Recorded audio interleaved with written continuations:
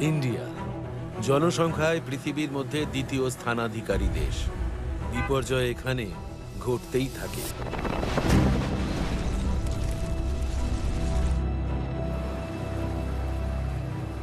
বিপর্যয়, তা সে মানুষের তৈরি হোক বা প্রাকৃতিক। ওটা আমার কাছে এখনো ভয়ানক দুঃস্বপ্নের মতো। জানলার কাঁচগুলো সব ভেঙে পড়ছিল, লোকজন পাগলের মতো দৌড়চ্ছিল।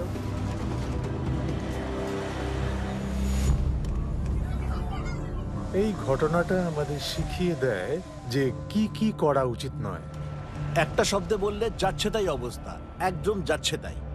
এই সিরিজে দেখবেন সেই সব দুর্যোগের পরিণতি, সেখানকার উদ্ধার অভিযান।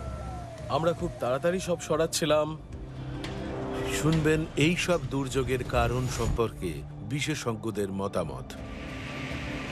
আবহাওয়ার পরিবর্তন সত্যিই ঘটছে এবং ভবিষ্যতে এটা আরো ভয়ঙ্কর রূপ নেবে। প্রপার্টি লসটা কমানো যেতে পারে, কিন্তু প্রাণ হারানোর সংখ্যাটা আমরা শূন্যে নামাতে চাই।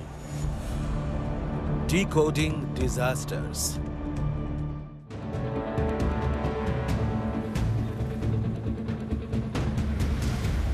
মুম্বাই, যাকে ঘিরে রেখেছে আরব সাগর, ঝড় বৃষ্টিতে এই শহর জেরবার। প্রতি বছর বর্ষাকালে এই শহরের অবস্থা খুবই শোচনীয় হয়। দেশের এই অর্থনৈতিক রাজধানী সম্পূর্ণভাবে বন্যায় ভেসে যায়। 2005-এ বৃষ্টি তার পুরনো সব রেকর্ড ভেঙে ফেলে। রাস্তাঘাট একেবারে জলে ভেসে গেছে। ভরা জোয়ারের পর শহরের সব এলাকায় জল ভরে গেছে। 2005-এর 26শে জুলাই ওই 4টে নাগাদ আকাশ কালো মেঘে ছেয়ে গেছিল।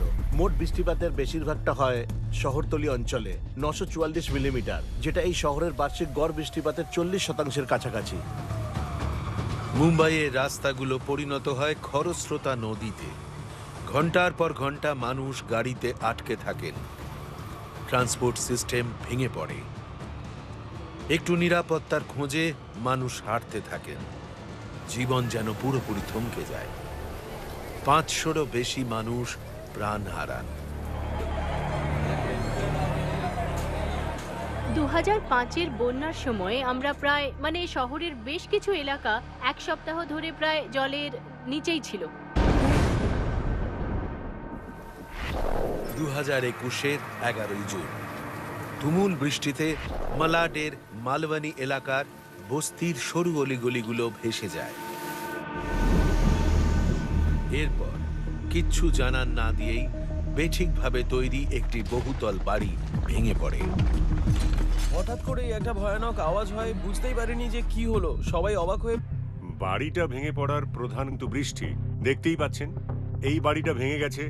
এটা 1, 2, 3, 4 আর এই 5 মাস পর আরও এক বিপর্যয়। 2021-এর 18 জুলাই চেম্বুরের এক বেআইনি পাহাড়ি বস্তিতে ঘটে যায় একটি দুর্ঘটনা।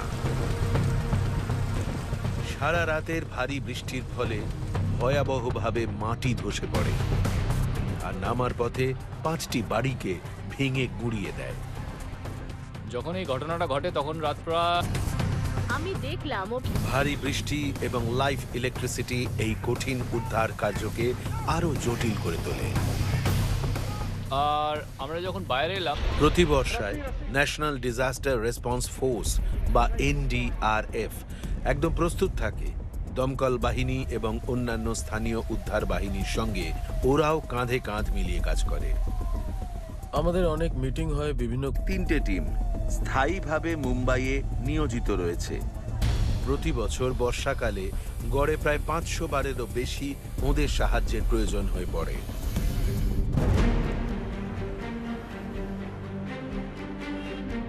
মুম্বাই সমুদ্রের ধারে অবস্থিত এই আধুনিক শহরে 2 কোটিরও বেশি মানুষ বসবাস করেন, আর এটা বিশ্বের জনপ্রিয় শহরগুলির মধ্যে নবম।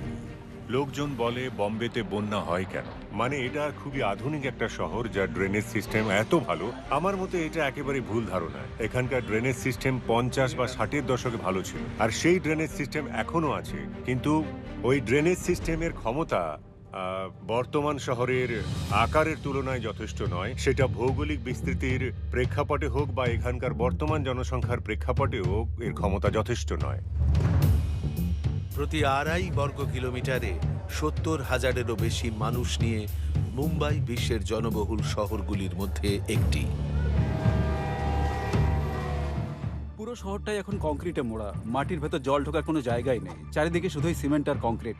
আপনি যেদিকেই তাকাবেন শুধু সিমেন্ট আর কংক্রিটই দেখবেন। লেকগুলো যে জল ধরে রাখতো সেটাও আর হয় না। মানে আসলে যে জলটা লেকে গিয়ে জমার কথা সেটাও আর হচ্ছে না। মুম্বাইয়ের স্বতন্ত্র ভৌগোলিক অবস্থানের সঙ্গে এই ভয়াবহ বন্যার একটা যোগসূত্র রয়েছে। এই বিশাল শহর আসলে 7টি দ্বীপের সমষ্টি, যাদের আলাদা করে রেখেছে 4টি নদী ও তাদের উপনদীগুলো। মুম্বাইয়ের বিষয়টা কিন্তু খুবই ইন্টারেস্টিং, যে সমুদ্রের মধ্যে থেকে আমরা জমি বার করে এনেছি আর এখন সমুদ্র আমাদের থেকে সেই জমি ফেরত চাইছে। অনিয়ন্ত্রিত কনস্ট্রাকশনের ফলে শহরে সবুজের ভাগ কমে গিয়েছে। নদীগুলো, যা এককালে শহরের ন্যাচারাল ড্রেনেজ ছিল, এখন সব নোংরা, আবর্জনা আর বিল্ডিং ওয়েস্টে আটকে গেছে। মুম্বাইয়ের নদীগুলো হলো দহিসার, পইসার, ওশিবারা আর মিঠি। 4টে নদী। তবে এই 4টে নদীরই কোনো মোহনা নেই। এই জল কোনো মোহনায় গিয়ে পড়ে না। যেখানে গিয়ে নদী সমুদ্রে মেশে আর সমুদ্রের নোনা জল আর মিষ্টি জলের মিলন হয়, সেটাই সেই নদীর মোহনা। কিন্তু মুম্বাইয়ের নদীগুলোর কোনো নির্দিষ্ট মোহনা নেই। মুম্বাইয়ের জলে উপচে পড়া রিভার চ্যানেলগুলোতে যখন ভরা জোয়ারে জল এসে মেশে, তখনই দুর্যোগের অবস্থা তৈরি হয়। যেটা ঘটে আসলে জল তো নদীর মধ্যেই জমা থাকে, আর এখন পৌরসভা যেটা করেছে নদীর দুপাশে দেওয়াল তুলে দিয়েছে, ফলে ওই জলের ছড়িয়ে যাওয়ার আর কোনো জায়গা নেই। মুম্বাই হলো উপকূলীয় শহর। ভরা জোয়ারের সময় সমুদ্রেও জলোচ্ছ্বাস হয়। বন্যার জল এবং বৃষ্টির জল বাইরে বেরোনোর চেষ্টা করে, কিন্তু জলটা ছড়িয়ে পড়ার কোনো জায়গাই নেই। শহরের অন্যদিকের জলও নদীতে এসে মিশতে পারে না। তো যতক্ষণ না জোয়ার শেষ হয় বা ভাটা আসে, মুম্বাইতে বন্যার পরিস্থিতি চলতেই থাকে।